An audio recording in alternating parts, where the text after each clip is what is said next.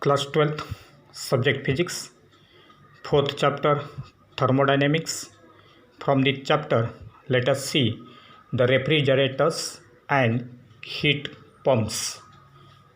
So, what is the construction and working of the refrigerators and the heat pumps?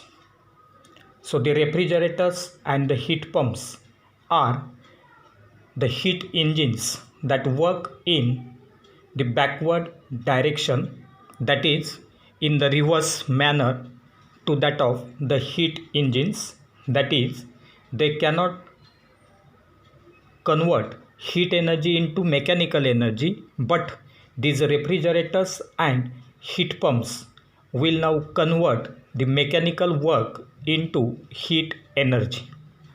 And therefore, let us see now the heat flows from a cooler region to the hotter region. But we know that always the heat can flow from a point at higher temperature to a point at lower temperature. But in this case, we have to study the flow of heat from a cooler region to the hotter region in case of the refrigerators and the heat pumps. So heat cannot flow from a region of lower temperature to a region of higher temperature on its own. But now we can force that heat energy to flow from a region at lower temperature to a region at higher temperature by doing some work on the system. The refrigerators or the air conditioners and heat pumps are the examples of the heat engines which cause the heat to be transferred from a cold region to the hot region. And this is achieved with the help of phase change of a fluid which is called as refrigerant. The refrigerant is forced to evaporate and then condense by successively decreasing and increasing its pressure. And so now let us see the construction and working of these refrigerators. So this diagram A represents the schematic diagram for the construction of the refrigerators. So if you consider the different parts involved in it, these are, here there will be expansion hall, then here it is evaporator coil, similarly here there will be refrigerant, then here condenser, then in this case it will be inside the refrigerator, here there will be compressor, this region will be hot region, in this region there will be high pressure, in this region there will be low pressure. So these are the different paths or different parts involved in the construction of this refrigerator. Now the refrigeration is the process of cooling a space or the substance of a system and or to maintain the temperature below its ambient temperature. That is, its temperature will be kept very low, that means it will be cooled, that is refrigeration is an artificial cooling.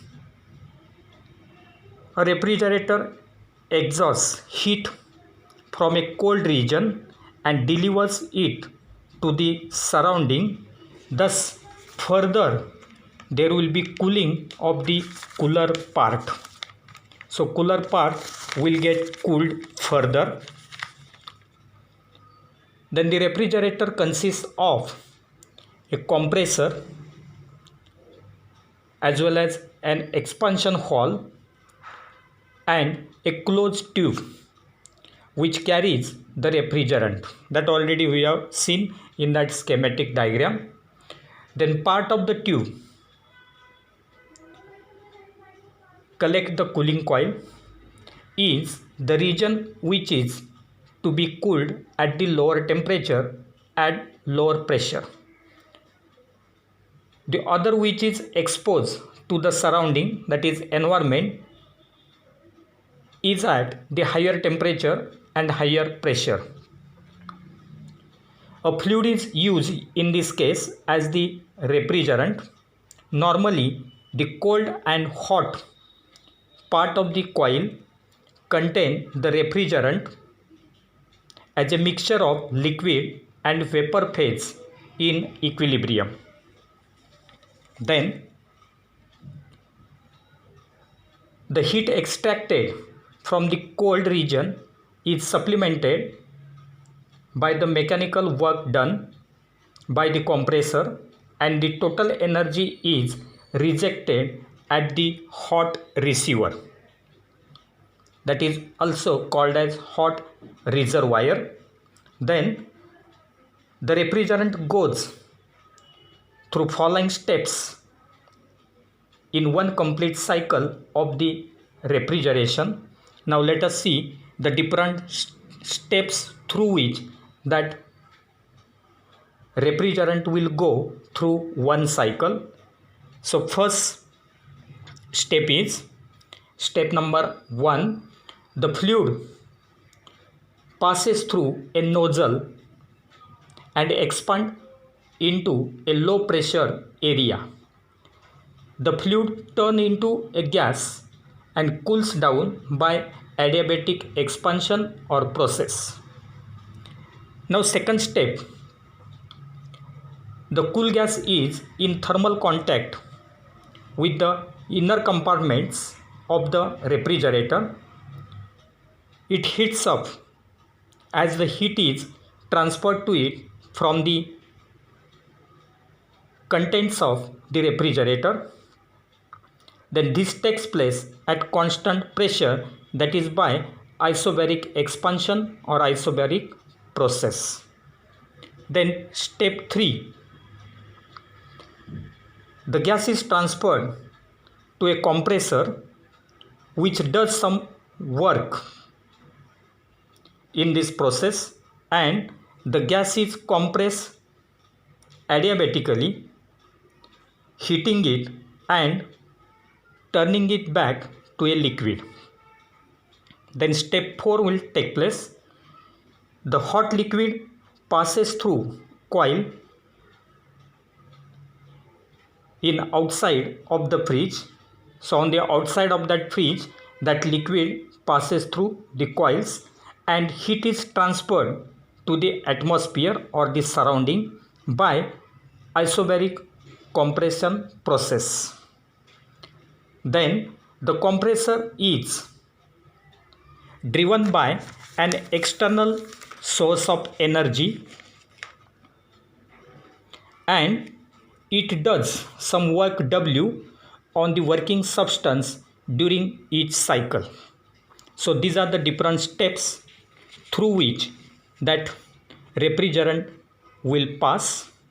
Then let us see the performance of the refrigerator. Now what is that performance of the refrigerator? That we will have to study. Before that, the flow energy diagram is shown here, that is energy flow diagram is here. So during the complete cycle, how that energy will flow, so it will be having hot reservoir at temperature TH here, towards which the QH amount of heat energy will flow. Then at the bottom there is cold reservoir at temperature TC, from which QC amount of heat energy will pass. Then here this arrow will represent W, that is the work done. So these are the different paths. So here QH, QC, these are the energies, and that is the heat energies, and W will represent the work done. So this will represent the energy flow diagram. And now let us see the performance of a refrigerator. So for a refrigerator, the heat absorbed is, or by the working substance, is QC, and the heat rejected by it is QH. So in case of a refrigerator, QC represents the heat absorbed by the working substance and QH is the heat rejected by that working substance. So for the refrigerator, we have here some of the quantities like QC, QH and W. So for the refrigerator, we have QC, that is greater than 0, that means it is QC is positive. On the other hand, QH is less than 0, that is it is negative. Similarly, the work done W is also less than 0, so that it is also negative. And therefore, in case of refrigerator, we can write the equation QH plus QC will be equal to W, or QH plus QC minus W will be equal to 0. But as QC is positive, QH is negative and W is also negative, therefore we can write QH minus QH is equal to QC minus W. Minus QH is equal to QC minus W, because QH is negative, so that it is minus. W is also negative, so it is minus, and QC will be positive, therefore it is plus. Then if you consider this relation, it will be valid for both refrigerators as well as heat pumps. And therefore, as from this we can write, as QH is negative and W is also negative, therefore we can write K is equal to, that is the ratio of QC and W. So magnitude of QC upon W, that will be equal to magnitude of QC upon magnitude of QC minus magnitude of QH. Here QC is positive, QH is negative. That's why W will be replaced by magnitude of QC minus magnitude of QH. Now in this relation, that K, that is ratio of magnitude of QC upon W, is called as the coefficient of performance or quality factor or Q factor of that refrigerator. Larger is the ratio, that means if the value of K is large, then better is the refrigerator. So for better performance of the refrigerator, this ratio, that is K, must be very, very large. And for a typical household refrigerator, the value of K comes out to be equal to 5. Then that refrigerator will be better, because the ratio, that is coefficient of performance or quality factor of that refrigerator K, is equal to 5. Now let us see the next point, and that is the air conditioner, for which again K is given as magnitude of QC upon W, magnitude of QC upon W. So this will represent again the efficiency of that air conditioner. So for an air conditioner, the evaporator coil are inside the room, that is to be cooled, and the condenser is outside the room. The air cooled by evaporator coils inside the room is circulated by a fan placed inside the air conditioning unit. Then the performance of the air conditioner will be given as K is equal to magnitude of QC upon W. By considering the rate of heat removed H, so in this case H will represent the rate of heat removed and P will represent the power required for removing the heat for time T, suppose. So P represents power required to remove the heat and H represents the rate of heat removed, and therefore the total heat will be equal to HT in time T, because H will represent rate, that is heat per unit time. So if it is multiplied by time, we will get total heat, and then PT will represent total power for removing that heat, and therefore the coefficient of performance will be given as K is equal to QC upon W, that is HT upon PT. TT will get cancelled and therefore K will be equal to H upon P. So this will give rise to, this relation is the coefficient of performance of the air conditioner. Then for the typical values of K for any air conditioner, the typical values of K lies between 2.5 to 3 for some of the room air conditioners. So if you consider the room air conditioners, then the value of K lies between 2.5 to 3 for better performance of that air conditioner. And then we will go for next point, that is heat pump. What is that heat pump? So heat pump is a device that works similar to refrigerator. It is used to heat a building by cooling the air outside it. If the air outside that building is cooled, then there will be warming of that building.